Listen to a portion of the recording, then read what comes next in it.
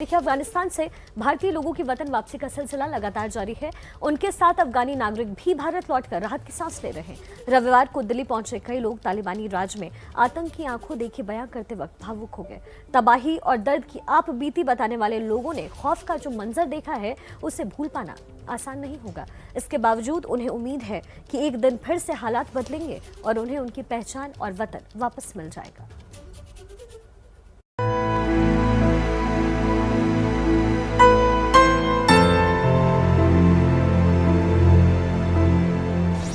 हम सब कुछ छोड़कर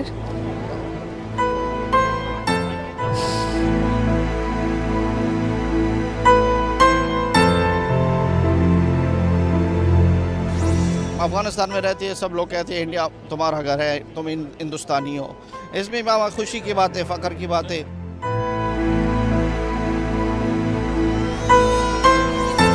सिचुएशन ऐसी हुआ कि हम मजबूर हो गए अपने देश को छोड़कर।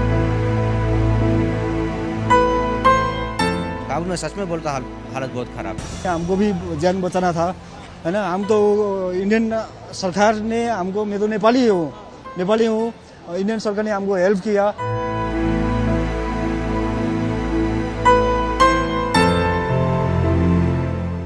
जो छूट गया उसका गम है,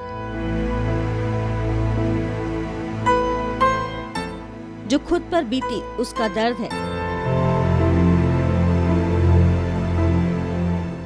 और जब दर्द को शब्दों में ढालना चाहा तो आंखों ने सारा सच बयां कर दिया। एक एमपी के तौर पर अपने मुल्क को छोड़ना कितने दर्द की बात लगती है। ये तो मुझे रोना था फिर।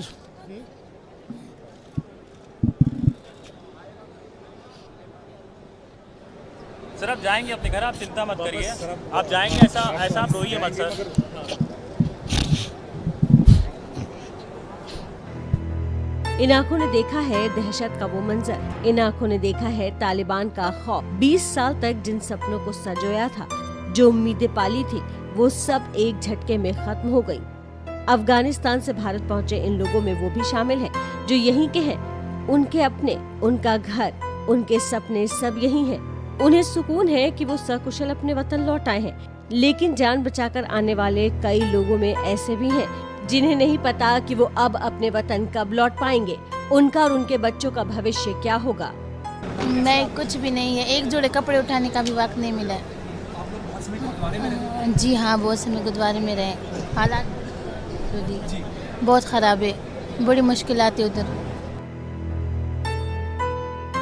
नरिंदर सिंह खालसा अफगानिस्तान के सांसद हैं। कुछ हफ्तों पहले तक इनका वहाँ क्या रुतबा रहा होगा, इसका अंदाजा लगाया जा सकता है। लेकिन अचानक सब कुछ छिन गया, अपना घर छूट गया, अपना वतन पराया हो गया। बस क्या करें, जो अफगानिस्तान में हमारे पीढ़ियों से रह रहे थे, इस तरह हालात जो एक हमने नहीं देखा तो जो आप देख रहे हैं उधर सब कुछ हमारे से एरिया सब कुछ खत्म हुआ। 20 साल जो गवर्नमेंट बनी थी, अतः सब कुछ खत्म है उधर, अब जीरो है। नाउम्मीदी के अंधेरे से निकलकर भारत की खुली हवा में सांस मिलने की खुशी अफगानिस्तान की सांसद अनारकली हुनरयार को भी है। लेकिन बिना किसी उम्मीद के जीना जिंदगी नहीं है, अब सिर्फ सांसें हैं। जिंदगी तो तालिबानी दरिंदों ने छीन ली। अफगानिस्तान में अभी तो कोई गवर्नमेंट नहीं है, इसीलिए बहुत सिचुएशन ठीक नहीं है। सिचुएशन सब लोगों के लिए, ह्यूमन राइट एक्टिविटीज़ के लिए, वो जो पॉलिटिकल में थे, वो जो गवर्नमेंट में काम करते थे, सब के लिए मेरी नज़र से सिचुएशन ठीक नहीं। और कोई आने वाले के लिए या फ्यूचर के लिए भी कोई गारंटी नहीं है। रविवार को काबुल में फंसे 87 भारतीय और 2 नेपाली नागरिकों के दूसरे दल को दुशांबे के रास्ते दिल्ली लाया गया। इसके अलावा दोहा से करीब 300 भारतीय कतर एयरवेज, एयर इंडिया और इंडिगो के विमान से भी दिल्ली पहुंचे। भारत की जमीन पर कदम रखते ही इन लोगों ने राहत की सांस ली। पिछले कुछ दिनों में इन लोगों ने खौफ का जो मंजर देखा है उसे भुला पाना आसान नहीं है। देहरादून के प्रवीण क्षेत्री, हिमाचल प्रदेश के नवीद ठाकुर और चेन्नई के जफर शरीफ मुश्किल हालात से निकलकर यहाँ आ पाए हैं। काबुल में तो वही थे, पूरे बुरी हाल हो रखी है। एयरपोर्ट पूरा ख़त्म कर दिया है उन्होंने।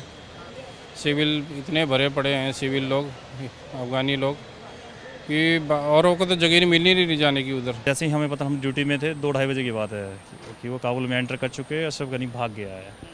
अफरा तफरी मची, उसके बाद हमारे डिप्लोमेट भी निकल गए और पूरी एम्बेसी में सिर्फ इंडियन सिक्योरिटी रही और कोई नहीं रही, वो निकल गए वहाँ से। और थोड़ी देर बाद हमें पता चला कि हमारी कंपनी भी भाग गई वहाँ से, वो ब्रिटिश कंपनी थी, वो भाग गई। लोग रनवे जाके देख रहे हैं, कम से कम एक्चुअली मीडिया में बोल गए थे कि हज़ारों लोग, मैं बोल रहा हूँ कम से कम 10,000 से 15,000 लोग थे उधर। वो रनवे में पूरा खड़ गए थे। लोग थे जो वहाँ के लोकल अफगानी लोग थे। वो लोग क्या चाहते हैं कि वो लोग इस तरफ आ जाए। अफगानिस्तान पर तालिबान के कब्जे की खबर मिलते ही इन लोगों ने देश से बाहर निकलने की कोशिश शुरू कर दी, लेकिन एयरपोर्ट तक पहुंचना आसान नहीं था। एयरपोर्ट पर गोलियां चलने की खबरें भी आ रही थी। ऐसे में एयरपोर्ट से सुरक्षित निकलने के लिए काफी मशक्कत करनी पड़ी। बीच में क्या हुआ कि एक तालिबान मेरे से चाबी मांग रहा था, पर ये कि मेरे को ये भी था कि अगर चाबी नहीं दी या गाड़ी छीनेगा तो हाथापाई होगी, तो शायद अटैक भी कर सके। अफगानिस्तान से लौटे मलांग ने बताया कि तालिबान की दस्तक के साथ ही लड़कियों के लिए खतरा बढ़ गया है। तालिबान को हर पढ़े लिखे आदमी से बैर है। यही वजह है कि लोग वहां से निकलने के लिए बेताब हैं। सर वहाँ पर भीड़ इसलिए क्योंकि वो जो लड़कियां वगैरह होते हैं उन्हें थोड़ा खतरा ही होता है, तो जो पढ़े लिखे होते हैं उन्हें खतरा ही होता है, तो वो वहाँ से निकलना चाहते हैं, इसलिए ज्यादा भीड़ है। बिहार के रहने वाले आबिद ने एयरपोर्ट पर जो मंजर देखा है उसे बताते वक्त खौफ उसकी आंखों में नजर आता है। वहाँ लोग पीने के पानी के लिए तरस रहे हैं। आप जाके देखें तो 14 साल से लेकर के 20 साल उससे ज्यादा भी एज के लड़के घूम रहे हैं। कब वो शूट आउट कर देंगे आपको इस चीज का यकीन नहीं हो सकता है, ठीक है ना। आप जा रहे हैं, क्या उनकी मेंटलिटी है, क्या माइंड में चल रहा है, उस चीज को आप नहीं पकड़ सकते हैं।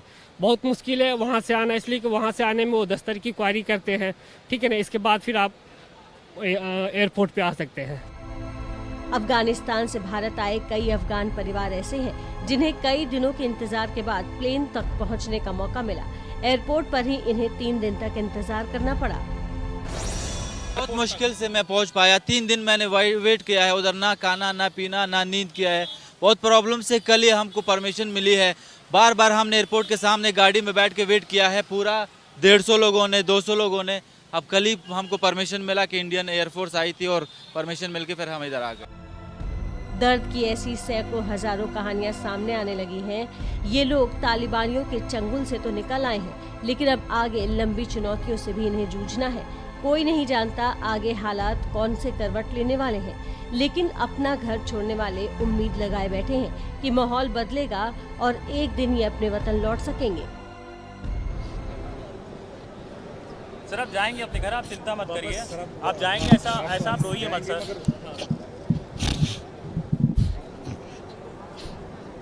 सर अफगानिस्तान के लिए कोई दुआ अगर आप कहना चाहें तो खुदा से दुआ कर दें जो अफगानिस्तान फिर बने, हम जाए उधर अपनी जो गुरुद्वारे हैं, मंदिर हैं, उनकी सेवा के लिए और कौम की सेवा के लिए, जनता की सेवा के लिए। तो अपना घर, अपना वतन छोड़ने का दर्द इन आंखों में आपने देखा। तालिबान का खौफ भी इन आंखों में लगातार बरकरार है, इसलिए हर कोई कोशिश कर रहा है कि कैसे जान बचाकर वहां से बाहर निकल सके। भारत सरकार भी लगातार रेस्क्यू पर नजर बनाए हुए है और कई सारे लोगों को वहां से रेस्क्यू किया भी जा रहा है। प्रणय उपाध्याय मेरे सहयोगी मेरे साथ जुड़ रहे हैं। Pranay, good morning. आज का क्या अपडेट आपके पास है, क्योंकि लगातार भारत सरकार रेस्क्यू कर रही है, क्या कुछ और जानकारी आपके पास? देखिए प्रतिमा, सबसे पहले तो मैं ये बता दूं कि अभी 40 से ज्यादा भारतीय जो हैं, जो कि इसी दल के साथ जिन्हें आना था, लेकिन वो एयरपोर्ट के ऊपर एक बस के अंदर न दाखिल हो पाने के कारण वहां अटक गए हैं, वहां रुक गए हैं। इन लोगों को लाने के लिए वापस में कवायद चल रही है। इसके साथ साथ करीब 200 से ज्यादा जो अफगान सिख हैं वो काबुल के गुरुद्वारे के अंदर मौजूद हैं। इसके अलावा बहुत से जो भारतीय हैं वो दोहा और लंदन पहुंच चुके हैं, जो डिफरेंट फ्लाइट से पहुंचे थे। उनकी वापसी के लिए भी कोऑर्डिनेशन हो रहा है कि किस तरीके से उन्हें वापस लाया जा सके।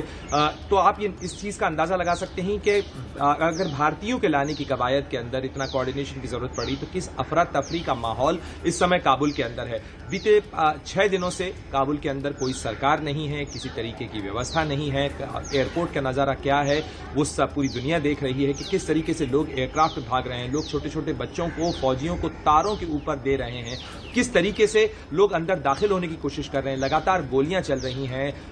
करीब 12 लोगों की बीते दो दिनों के अंदर एयरपोर्ट पर मौत हो चुकी है। भगदड़ के अंदर 8 से ज्यादा लोग मारे गए हैं। गोलीबारी की घटनाएं हो रही हैं, मारपीट हो रही है। एक पूरी अराजकता की तस्वीर अफगानिस्तान से उभर रही है, जो बताती है कि अफगानिस्तान का जो राजनीतिक संकट है, तालिबान ने जिस तरीके से वहां टेक ओवर किया, अमेरिका का विड्रॉल, अशरफ गनी का छोड़ना, ये जो सारी चीजें हैं, ये एक गंभीर मानवीय संकट के तौर पर बदलती जा रही हैं और ये संकट दिनों दिन, हर घंटे, हर पल गहराता चला जा रहा है अफगानिस्तान के अंदर। तो निश्चित रूप से ये तमाम चीजें जो हैं ये तस्वीर बताती हैं। और इसके साथ ही तालिबान ने भले ही कहा हो कि वो जल्दी ही सरकार बनाने जा रहे हैं, इसका ऐलान होगा, एक इंक्लूसिव सरकार बनाने की कवायद और कोशिश चल रही है, लेकिन पंजशीर के इलाके के अंदर रेजिस्टेंस फोर्स और तालिबानियों के बीच टकराव की भी खबर आ रही है। अमरुल्ला सालेह, जो उपराष्ट्रपति थे अफगानिस्तान के अशरफ गनी सरकार में, जिन्होंने खुद को राष्ट्रपति घोषित किया है, उन्होंने ट्वीट कर कहा कि हमने सालान का जो हाईवे है उसे क्लोज कर दिया है और तालिबान के साथ में जो पहली लड़ाई हुई उसमें तालिबान को मुंह की खानी पड़ी है। तो ये जो तस्वीरें हैं ये लगातार बताती हैं, ये जो खबरें हैं ये जो लगातार इस चीज में संकेत दे रही हैं कि किस तरीके से अफगानिस्तान के अंदर एक लंबे और जो है गहरे टकराव की जो तस्वीर है वो उभर रही है। जी